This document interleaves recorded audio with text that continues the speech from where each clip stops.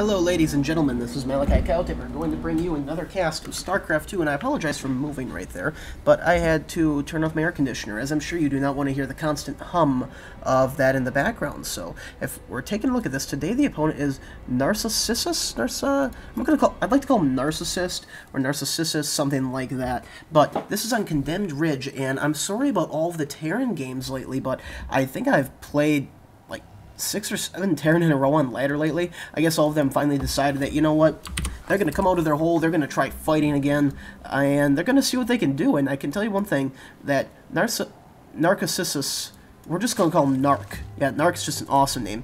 He's going to pull some pretty crazy stuff this game. I can't say I've ever seen anything quite like this, and if I have not seen it since, the very beginning days of StarCraft 2. So, on Condemned Ridge, very, very big map. I usually send out a scout quite a bit early on this map, just because it takes like 30 seconds, seriously, for a drone to get across the map in your Overlord scout, especially if you want to get like a, say, 5-minute scouting Overlord in or something like that. It almost just doesn't happen, because I think it takes like 3 minutes for an Overlord to move all the way across this map.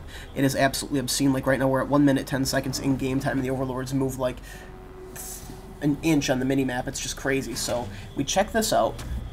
Narc, right here, is building his supply depot down here, which I thought very strange, and I'm like, okay, whatever. He chases me away with this SCV, and then this is even squirrelier right here. Down goes the bunker, right at the base of the ramp, and I understand that he can move units in and out using the supply depot, but that's just weird, man.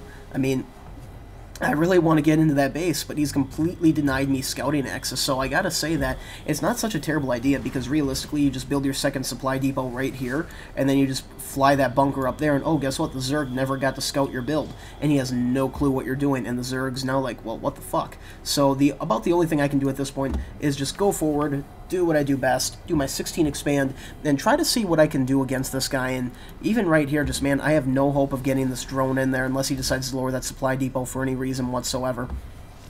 And again, I haven't seen anything like this in quite a while on StarCraft, especially not on ladder or anything like that, but I gotta say, I absolutely love it. And right here, I'm almost able to get inside, but like a boss, stops that drone from getting in there, seals it off, and he's like, yep, my wall's up. So if we take a look, I'm upset because I didn't get to see inside his base, and this Overlord is like, dude, don't make me go all the way over there. Going back to my base, you'll see that I have a gas and a pool going up, and it's coming up a little late, but nothing that I can't handle as far as it goes. He has a scouting SCV going out himself.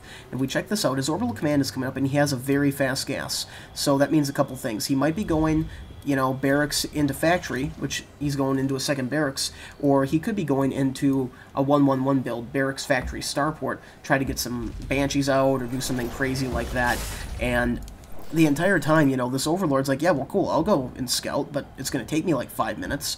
So at this point, I'm really going into this completely blind, so I'm just going to play what I would consider to be a pretty standard game of TVZ and StarCraft. I'm going to get my fast speed, I'm going to lay down a defensive Baneling nest, sometime during the game, probably going to expect some Hellions, so I'm going to get a few Spines, lay down a Evo Chamber somewhat there to kind of create a little bit of a wall to harass him as he comes in.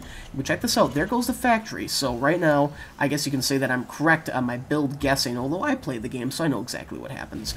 But realistically, you can be like Malachi, of course he has to go factory, but he could just go like 7 barracks. I don't know if Terran have a build like that, kind of like where the Protoss can do like a 7-gate push at like 8 minutes and just Rafflecopter the crap out of you.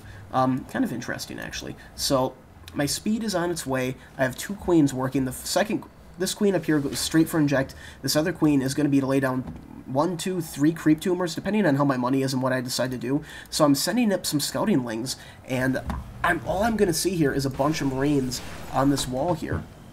And so for me, that means that he's definitely trying to hide something, and my Overlord's like, I'm trying, but he just can't get in the base, and these lings are going to get shot at, and basically going to be forced to fall back, and I'm still scratching my head like, okay, he hasn't expanded here yet, so I guess that's good, but I have no clue what's going on inside that base. We have an armory coming up. Now, when you see that, that pretty much means that he's going to go for something kind of tricky, and I'm going to call it a cheese at this point, because he's more than likely going to try to deploy Thors very quickly. So he has a tech lab out, and you know, that could be for Blue Flame Hellion, but I don't know what good an Armory does for Blue Flame Hellions. So you can see here, I've got my Lings spread out just because I want to deny any SCVs coming out of here, in case he tries to, like, take some type of, like, sneaky expand on my Overlord. Still working so hard. Without that speed boost, you know, that they got a while back, I think he'd be over here. So we go to the income tab right now. We can see that I'm up 30 over 22, and it's right about time that the Zerg economy really needs to start taking off. And I feel like I just build probes slower than a lot of the pros. I mean, I'm hovering a lot of money, and maybe it was because I built these 2 creep tumors. I just didn't quite have the larva going, or maybe I just do something wrong. So realistically, now is economy time, and one thing that did kind of hamper a little bit of my money is I did decide to go for a second gas very, very quickly, and the reason for that is I'm figuring if you're going to build a wall, and you're going to keep staying behind it, I'm going to blow it up. Now, that's not always the best option as far as it goes, because he very well could have siege tanks waiting up here by the time you get to blow up his wall, but it's one of those things where by continuing to send up these Lings, I've seen that he has a Hellion, I saw that he has a Marauder, so I feel like I have a fairly decent idea of what's going down. We can see that my income right now is just starting to skyrocket, and that's the power of Zerg right there. So we can see I have my 2 spines coming down, I have my Evo chambers up and running, and that's all pretty much because I saw that Hellion. And now this is interesting, I did not see this. There's a Thor out in the field, so this was basically a 1 base push to Thor. So now there are a lot of Marines out, and I have no clue why this Thor is going over this way. We can also see that he's sent out 5 SCVs with this Thor to do the repair trick, which, thank God, they have nerfed since the early days of Starcraft. And let me just check my menu here. I'm almost positive that my sound is right where it needs to be. There you go, guys. Thank you for being patient. And you know, it's actually kind of interesting because I saw this, and I'm like, oh, Marines, Marauders, and Hellions, that's cool. I'll build a bunch of Zerglings and get a few Bane lanes. I'll wait for you to rush up my map. I'll run behind you and explode you. My creep spread, plenty good. You'll have to waste at least 1 or 2 scans to kill all of that, so that gives me a good attack path. I'll know where you're coming from, and really the key to this is going to be where I engage. So I'm going to pull all these troops back to here. That way they won't go in and fight as I initially engage with the Spine Crawlers. And I have melee attack level 1 on the way, Overlord, Roach Warren coming down just in case I need it, and if he starts to bring a lot of Hellions, and I'm getting Bane lanes. The reason for these Bane lanes is they can get into the Marines. If there's any Hellions there, they actually happen to take a lot of damage. So right now I know that he's coming in. Right here when I see this Thor, I'm like, are you for real? I could not believe that he did this. So the Spine Crawler is going to start doing some work on these guys, and right here, this is kind of cool. So as he stims and runs backwards, my troops are coming in, and I'm going to be able to get an excellent surround on the Thor, but what I do not want is these Bane lanes to detonate. Now, if you have, let's see here, 7 Bane lanes detonating on a Thor, they would do about 140 damage to this guy out of his 400 health. He doesn't even care, but that's enough to kill all these Marines 3 times over. So as you can see, I run, I get the surround, attack move in here, the Bane lanes, some of them are going to hit the Thor, but some of them are also going to hit the Marines, and we realistically only need 1 or 2 of them to get in there. The Spine's alive. He's like, yeah, that's pretty cool. And right here, Bane lanes coming in, blowing up everything. That's so awesome. The Marauders are the only ones that survive.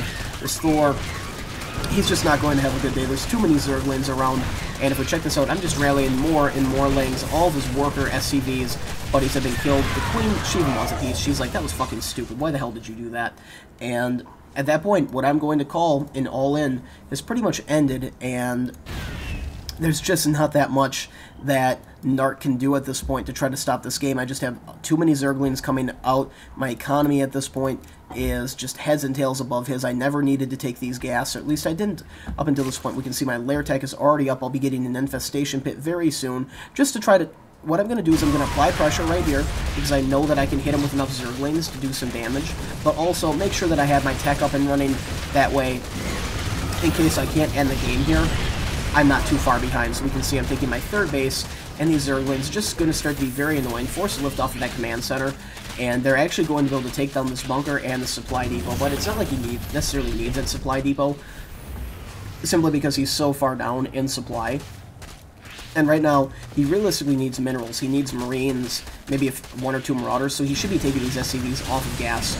But this Hellion just not going to be able to kill these Zerglings quick enough, and you can see this Hero SCV is going to try to repair that supply depot, but the Zerglings just doing too good of a job at bringing it down. Now the Zerglings are in, more Zerglings coming through, and these guys have their +1 attack upgrade, which just makes them that much more effective against his 0 upgrade troops. And I bet you right now he's probably thinking, oh, OP Zerg, you know, my 1 base all-in definitely should have worked. And I guess I really don't have a problem with a tactic like this. This is very, like I said, I have not seen anything like this since the early days of Starcraft 2, when builds like this were just so popular out of almost every Terran seat.